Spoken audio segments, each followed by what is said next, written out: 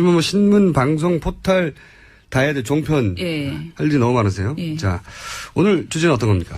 오늘도 지난주와 연이어서요. 그 안철수 후보와 문재인 후보 두 후보에 대해서 기사 제목의 유불리를 모든 매체를 다 한번 통계를 내봤어요. 그러니까 그런 말들이 하도 많으니까 네네. 통계를 한번 내보셨다. 네네. 네. 그래서 먼저 신문방송 양적 분석을 해서 발표를 하고 있는데 그중에서 기사 제목을 중심으로 특정 정당에게 유리하거나 긍정적인 표현을 한 경우와 반대로 불리하거나 부정적인 표현을 한 경우를 분석을 한 거고요. 그럼 이게 전수조사를 하신 네. 거고. 이 체크는 한 기사에서 3개 정당에 관련이 있으면 3개 정당을 다 체크를 하는 그런 식으로 한 것입니다. 정량적 분석을 하신 거네요. 네. 예. 3월 20일부터 매주 월요일부터 토요일까지 신문을 4주간 분석을 한 결과가 있는데요. 3월 20일부터 4월 15일까지 4주 동안의 신문 제목 중에서요. 민주당에 유리한 그 유불리 기사 그 관련된 게 19건, 그러니까 유리한 게 19건. 민주당 유리한 게 19건. 예, 불리한 기사가 61건이었어요. 61건. 국민의당은 유리한 기사는 35건, 불리한 기사는 15건이었거든요. 근데 이거를 유리한 것을 플러스 1, 불리한 것을 마이너스 1로 점수를 내면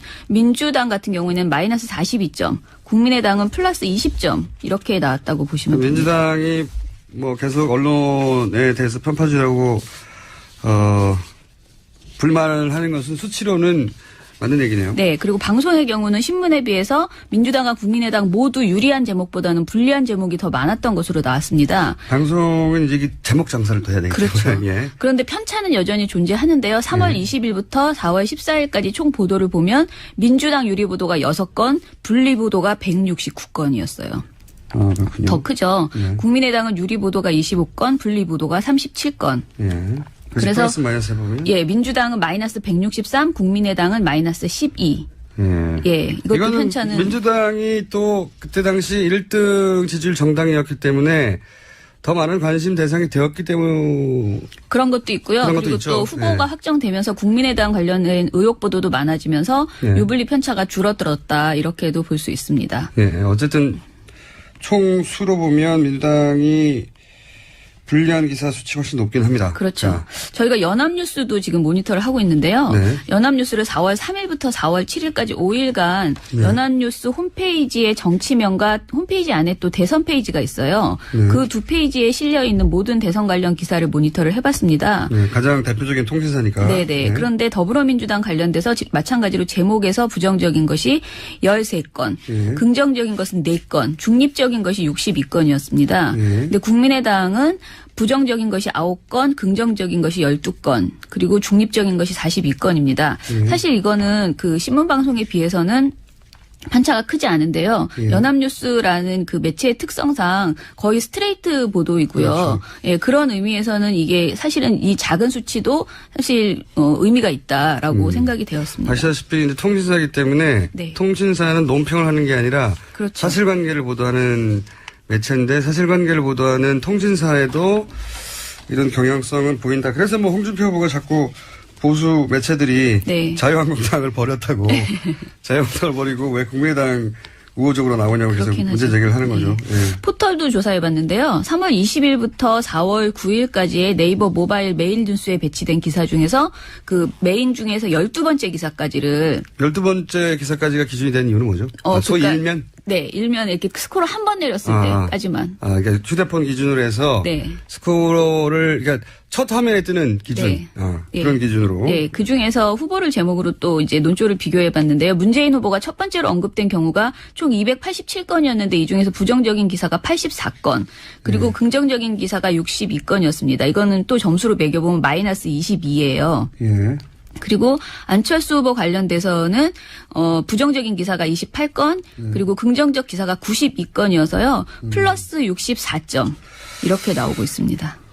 포털에 이건 단순히 이제 그 스크롤을 하지 않은 휴대폰 기준 첫 번째 뜨는 기사 제목물 가지고 분석한 거죠. 네, 모든 대선 기사 제목을 다 본 겁니다. 실제 그 기사의 내용이 아니라 제목만 가지고 평가를 한 정량전 분석인데 부정적 여기서도 이제 문재인 후보가 불리한 수치가 높네요. 네.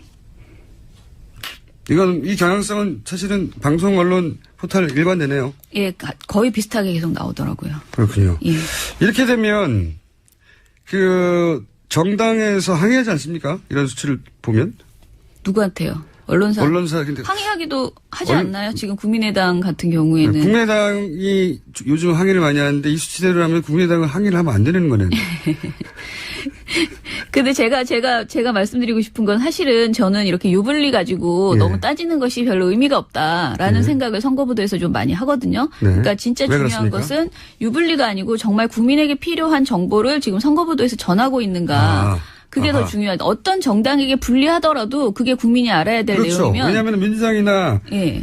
그 문재인 후보가 훨씬 부정적으로 보도할 요인이 많으면 부정적으로 보도해야죠. 그렇죠. 예. 진실을 보도하는 게 더 중요하고 그리고 정책도 유불리를 떠나서 누구에게 유리한가 불리한가가 아니고 그냥 제대로 정책을 비판하는 그런 보도를 해야 되죠. 그리고 그러니까 검증 보도도 그렇고. 문재인 후보가 예를 들어 부정적으로 거론돼야 될 기사가 10배가 넘는데 5배만 해도 그거는 불공평한 거죠. 그렇죠. 예. 그런 관점을 말씀하시는 건데. 예. 그런데 지금 너무 제가 숫자만 자꾸 얘기를 해서 제가 좀 아쉬움이 있어서 먼저 이렇게. 문제의식이 뭡니까 그러면 이런 연애 숫자는 이러한데 예. 그거보다 더 본질적인 문제는 뭔가요? 예. 지금 사실 가장 유행하는 거는 네거티브 보도거든요. 근데 이제 그것이 그렇죠. 대선 후보 선거는 네거티브죠. 대선 후보 검증 보도라는 그런 포장, 특히 요즘 팩트 체크가 또 유행이 되면서 팩트 체크하는 보도들이 많아진다. 이렇게 하면서 굉장히 이제 뭐 방송사마다 신문사마다 내놓고 있습니다. 그런데 이것이 언론이 의혹을 합리적으로 제기만 하고 사실관계를 끝까지 입증되었을 때만 보도하는 것이 아니고 그냥 완전히 그야말로 카더라성 그런 의혹을 제기하는 경우들이 예를 들면 굉장히 지금 많아졌죠. 그래서 예를 들자면 뭐 문 후보 아들 특혜 취업 의혹에 대해서 지금 언론 보도 엄청나게 많이 나오고 있죠. 그런데 사실상 이 사안은 문 후보 측과 고용정보원 등에서 해명이 거의 다 나왔어요. 그리고 해명이 되지 않는 부분은 지금부터는 이제 감정적인 호소 부분 석연치 않다는 의혹을 계속 제기하는 이런 식의 내용들이거든요. 그런데도 계속 문 후보 아들 그 의혹에 대해서 별거 새로운 것이 없음에도 불구하고 계속 보도가 나오고 있는 거예요. 언론 입장에 또 이런 것도 있습니다. 왜냐하면은 안철수 후보 관련해서 이제 뭐 크든 작든 계속해서 새로운 종류가 나오는데 이게 이제 언론사들이 이런 보도를 할 때 기계적으로 양쪽 균형을 맞춰줘야 된다고 하는. 그러니까 맞추면 안 된다는 거죠. 제 말. 민원연의 입장은. 이미 이 사안은 똑같은 얘기의 반복인데 기계적으로 맞추려고 억지로 끼워넣는 것도 이건 불공정한 거다. 그렇죠. 이렇게 보신다. 그것은 그리고 똑같은 내용을 계속 반복하고 이제 똑같지는 않아요. 사실은 아주 작은 문제들을 하나씩 계속 발굴해내고 있는데 그것이 이렇게 핵심적인 내용이 아니고 격가지이고 그 사안의 본질을 전혀 건드리지 못하는 그런 의혹들이 자꾸 추가로 나오고 있는 것인데요. 거꾸로 이제 이렇게 생각하시는 분도 있을 거예요. 이제 이 민주당을 지지하지 않는 분들 입장에서는 저 의혹이 안 풀렸는데 왜 더 이상 안 보도해. 이렇게 요청하는 분들도 있긴 있겠죠. 그런데 그 의혹이 정말 할 만큼 다 했으면 그것을 다 전해줘야 되는데 그 내용도 또 안 전해준다는 거예요. 그 의혹에 대한 해명을.